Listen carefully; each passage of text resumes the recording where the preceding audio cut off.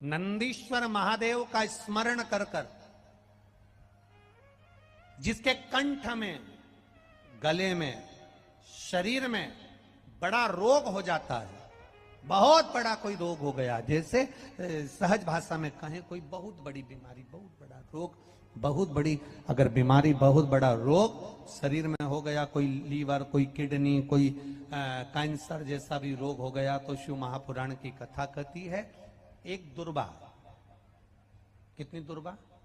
एक दुर्बा, एक दुर्बा, एक बेलपत्र नंदीश्वर महादेव के नाम से शंकर जी को समर्पित कर दो। पहले पहले दुर्बा चढ़ा दो। जैसे आपके पास में दुर्बा हो तो पहले शिवलिंग पर दुर्बा चढ़ाओ, और दुर्बा चढ़ाने के बाद में फिर बेलपत्र समर्पित करो, और समर्पित करने के बाद में धीरे धीरे देवाधिदेव महादेव पर जल का पात्र से, तांबे के कलश से धीरे धीरे शिव जी को जल समर्पित करो। धीरे धीरे भगवान शंकर को फिर जल समर्पित करना प्रारंभ करो।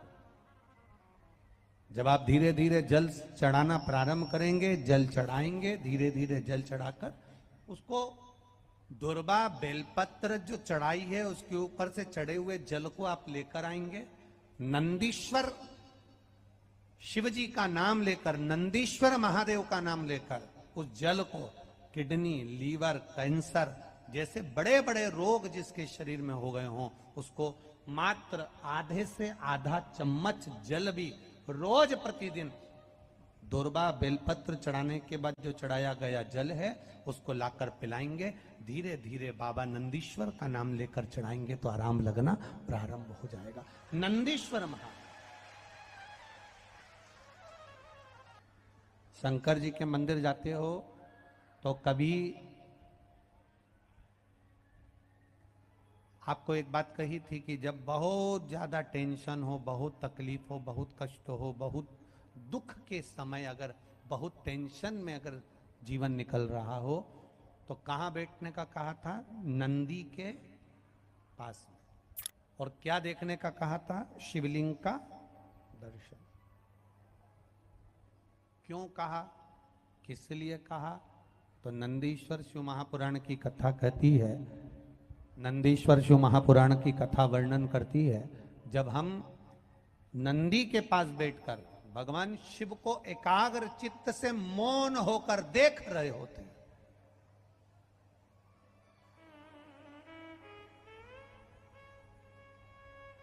तो मेरे भोलेनाथ नंदी के ताप को, नंदी के दुख को जैसे समाप्त करते हैं, उसी तरह मेरे शिव, हम केवल नंदी का स्पर्श कर कर, चरण पकड़कर मात्र दर्शन करते हैं तो हमारे जीवन के दुख भी नंदीश्वर महादेव समाप्त करते चले जाते हैं। हमारे जीवन के दुख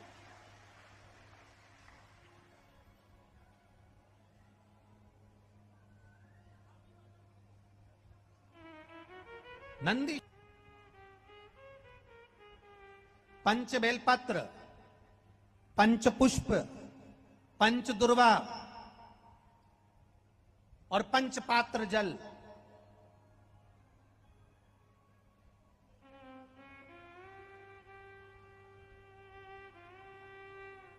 पांच पुष्प, पांच बेलपत्र, पांच दुर्वा और पांच पात्र, मतलब 5 लोटा, जम के बोलो, जल।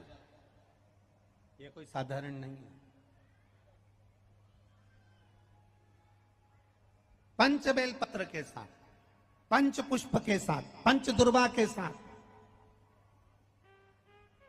पंच पात्र जल के साथ, ये सहजता नहीं है।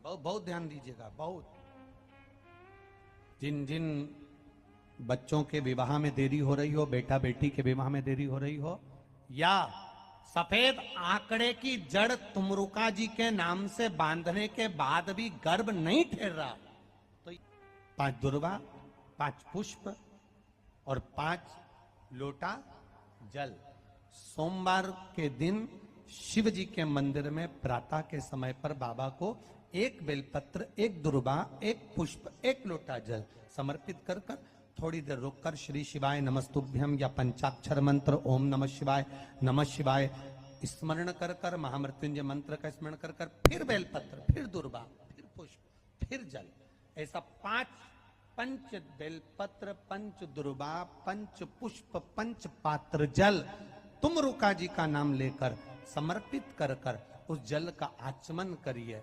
5 सोमवार या 7 सोमवार करिए, बाबा गर्भ अवश्य ठहराएगा और संतान अवश्य हो। तुम रुका जी के नाम का स्मरण ही जीव का आनंद दे जाता है। एक बात अपने जीवन में उतारिएगा, जब विषम परिस्थिति में फंसे हुए हो और ऐसा लग रहा है कि हम बहुत बड़ी समस्या में उलझे हुए हैं और इससे निकल नहीं रहे, या बहुत बड़ा काम है हमारा हो नहीं रहा, चाहे प्रशासनिक हो चाहे अन्य कोई चीज का हो, कुछ मत करना। एकांत के शिव मंदिर में जाइए, अगर एकांत का शिव मंदिर भी नहीं मिले तो एकांत में कहीं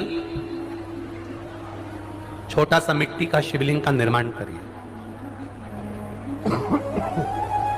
पार्थिव शिवलिंग का निर्माण करिए, पर करना एकांत में, घर के बाहर, किसी एकांत में, किसी एकांत में शिवलिंग का निर्माण कर लो। या तो एकांतेश्वर महादेव पर चले जाओ, कोई एकांत में शिव मंदिर हो वहां, या कहीं एक पार्थिव शिवलिंग का निर्माण कर लो, छोटा सा। एक बेलपत्र, बहुत ध्यान से सुनना, एकांतेश्वर महादेव का यह वृतांत। जब किसी विषम परिस्थिति में उलझे हुए हो, बहुत बड़ी समस्या सामने आकर खड़ी हो गई है, सबके हाथ जोड़ लिए, सबसे निवेदन कर लिया कि हमारा ये काम कर दो, नहीं हो रहा, सब दूर से मेहनत कर ली है, परिश्रम कर लिया है, परिश्रम तब भी जारी रखना। एक बेलपत्र, एक चावल का दाना, एक सफेद पुष्प, एक शमी का पत्ता, एक छोटी सी दुर्वा, दुर्वा जानते हो सब लोग, जो जमीन पे दूब लगी रहती है, दुर्वा, दुर्वा, एक दुर्वा, वो दुर्वा में बस, दुर्वा में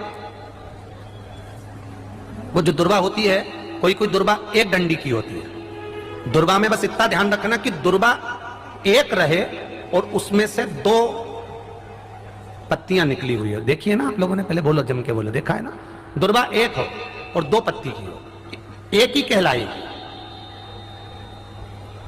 2 पत्ती निकली हुई दुर्वा, एक श्वेत पुष्प, शमी का पत्ता, बेलपत्र, चावल का एक दाना।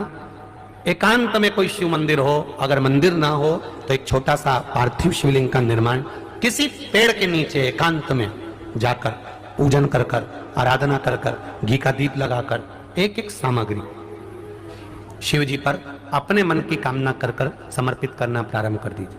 शुरुआत दुर्वा से कर लो, दुर्वा के बाद में श्वेत पुष्प, शमी का पत्ता, चावल का दाना और बेलपत्री सबसे आखिरी में बाबा को समर्पित कर कर, हृदय से प्रार्थना कर कर, बाबा से निवेदन कर कर, दीप अगर मंदिर में कर रहे हो तो दीप ठंडा होने का इंतजार मत करना। अगर पेड़ के नीचे एकांत में शिवलिंग का निर्माण कर कर पूजन कर रहे हो तो दीप ठंडे होने का इंतजार करना। दीप ठंडा हो जाए तब भगवान शिव को ले जाकर विसर्जन करना। जो एक बेलपत्री है बस उसको घर लेकर आना, बाकी का सब विसर्जन कर कर आना। मेरा एकांतेश्वर महादेव उस कार्य में सफलता प्रदान कर देगा।